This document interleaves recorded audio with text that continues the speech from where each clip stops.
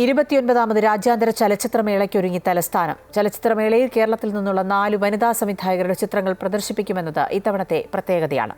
December 13 മുതൽ 20 വരെയാണ് മേള.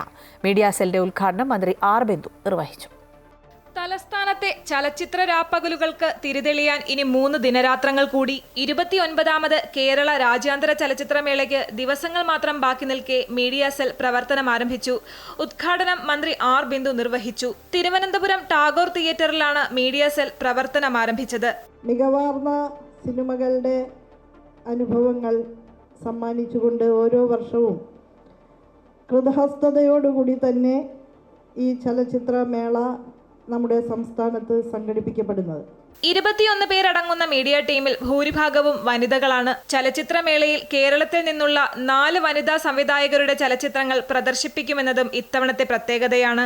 ചലച്ചിത്ര academy chairman Premkumar, KSFDC chairman Shaji N Karun, Kerala media academy chairman RS Babu തുടങ്ങി ചലച്ചിത്ര സാംസ്കാരിക മേഖലയിലെ നിരവധി പേർ ഉദ്ഘാടന ചടങ്ങിൽ പങ്കെടുത്തു.